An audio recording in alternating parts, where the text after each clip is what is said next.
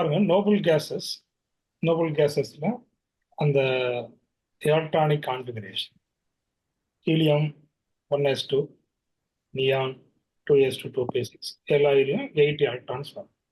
ஹீலியத்தில் மொத்தம் 2 இருக்கும், மற்றதுல எல்லாமே எப்படின்னு உங்களுக்கு 8 எலக்ட்ரான்ஸ் வரும்.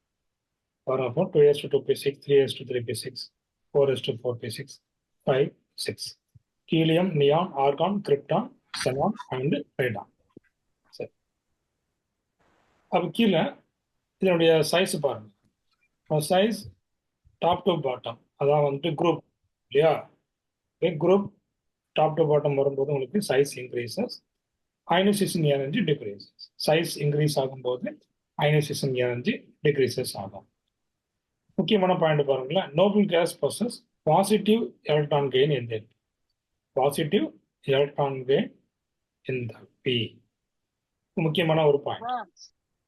அடுத்தது பாருங்க, இந்த melting point and boiling, melting point and boiling point.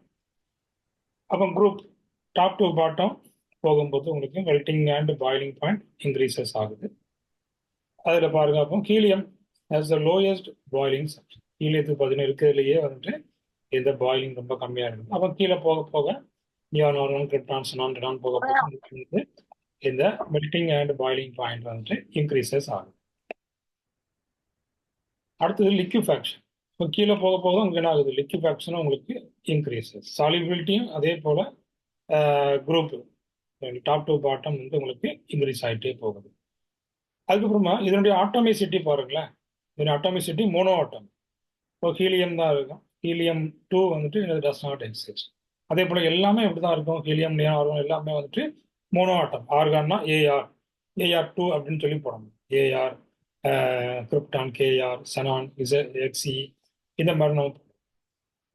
அடுத்த பாருங்க, இந்த போலரைசபிலிட்டியும் என்ன ஆகுது பாருங்க, டாப் டு பாட்டம் இன்க்ரீசஸ் ஆகுது.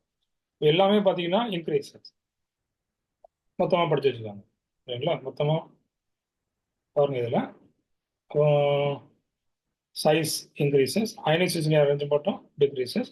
அது நீங்கள் ஈஸியாக நீங்கள் அப்படி எழுதிடலாம். அடுத்தது இந்த பாசிட்டிவ் கெயின் என்தால்பி அப்படிங்கிறது பார்க்கணும். நோபல் கேஸஸ்க்கு melting and boiling point increases. லிக்யூஃபேக்ஷன்ங்கிறது என்ன? அதை லிக்யூடாக மாற்றக்கூடியது இல்லையா, அந்த கேஸஸ். அப்போ அதுவும் increases, solubility increases, polarisability increases. அப்போ ஆட்டோமிசிட்டிங்கிறது என்ன? Mono atom. எல்லாமே எப்படி இருக்குது?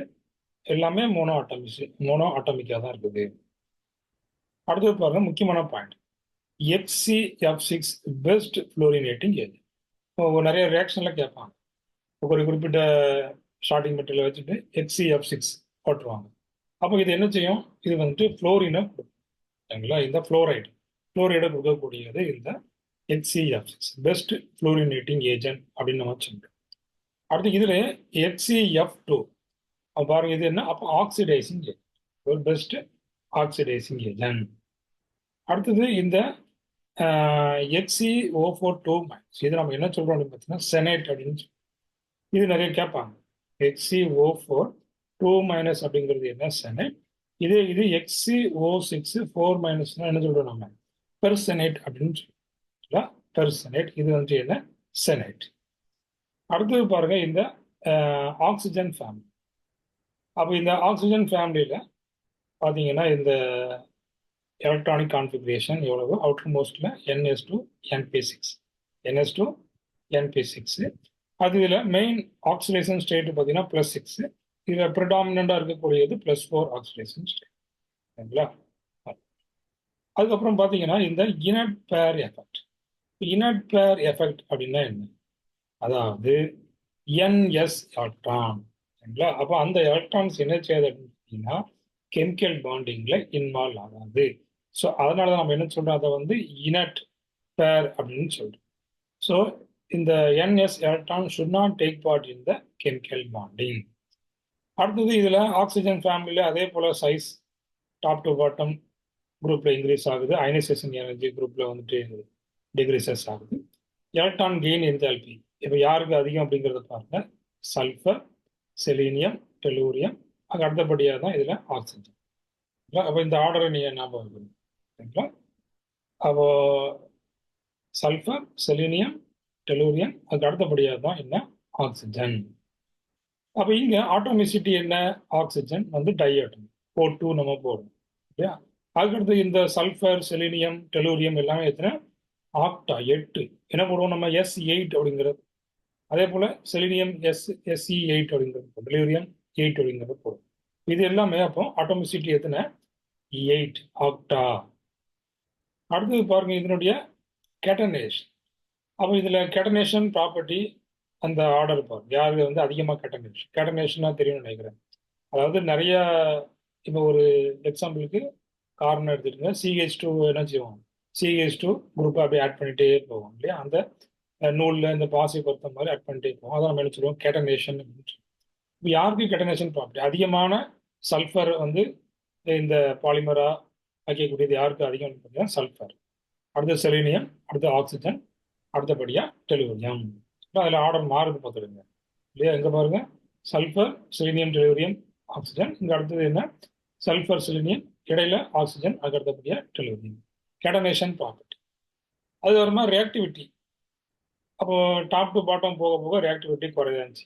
மேலே வந்து ஆக்சிஜன் இல்லையா, அப்போ ஆக்சிஜன் ரியாக்டிவிட்டி அதிகமாக இருக்கும், கீழே போக போக ரியாக்டிவிட்டி கம்மியாயிட்டே போகும். அடுத்தது இந்த அலோட்ராப்ஸ். அலோட்ராப்ஸ் உங்களுக்கு நீங்கள் படிச்சிருக்கீங்க இல்லையா. இப்போ வந்து கார்பன் அலோட்ராப்ஸ் எடுத்துக்கிட்டிங்கன்னா இந்த டயமண்ட் இருக்குது, கிராஃபைட் இருக்குது, ஃப்ளோரின்ஸ் இருக்குது. இது எல்லாமே பார்த்தீங்கன்னா கார்பனில் உள்ள அலோட்ராப்ஸ். அதே போல் இந்த ஆக்சிஜனில் பாருங்க, ஆக்சிஜன் ஃபேமிலியில் இப்போ O2 இல்லை, அப்போ O2 ஒன்று இருக்குது, அதே போல் ஓசோன் ஒன்று இருக்குது, O3 இருக்குது.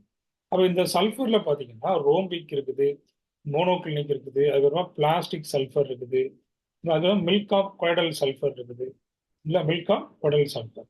இது எல்லாமே எடுக்கணும் பார்த்தீங்கன்னா அலோட்ராப்ஸ் ஆஃப் சல்ஃபர். இப்போ முக்கியமான அலோட்ராப்ஸ் நம்ம இதில் போட்டிருக்கோம். ஆக்சிஜன் இருக்குது, அதுக்கப்புறமா sulphur, rhombic, monoclinic, plastic sulphur, அது மில்க் ஆஃப் கொய்டல் சல்ஃபர். அடுத்து பாருங்க இந்த மெல்டிங் பாயிண்ட் அண்ட் பாயிலிங். அப்போ இங்கே குரூப்பில் இன்க்ரீஸ் ஆகுது, அதாவது டாப் டு பாட்டம் இன்க்ரீசஸ். அடுத்து தெர்மல் ஸ்டெபிலிட்டி யாருக்கு அதிகம், அப்போ பாருங்க H2O, அடுத்தபடியாக H2S, அது H2SC, H2T. இது எல்லாமே பார்த்தீங்கன்னா இந்த ஆர்டர் கொடுத்துருக்கோம், தெர்மல் ஸ்டெபிலிட்டி ஆர்டர். இங்கே போக போக என்ன ஆகுது, தெர்மல் ஸ்டெபிலிட்டி டிக்ரீசஸ். இப்போ H2Oக்கு தான் என்ன அதிகமான தெர்மல் ஸ்டெபிலிட்டி இருக்குது. அடுத்தது பார்த்தீங்கன்னா இந்த ரிடியூசிங் ப்ராப்பர்ட்டி யாருக்கு அதிகம், அப்போ இந்த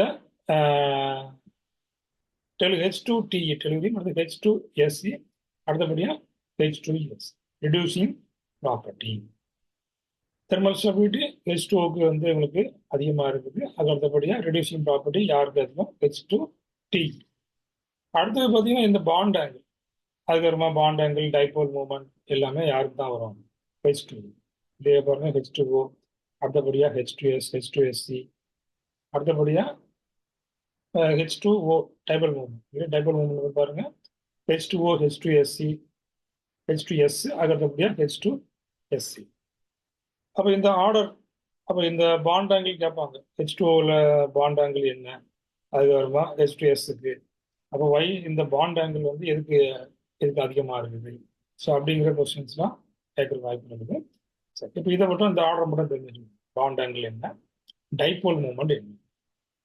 அடுத்தது பாருங்க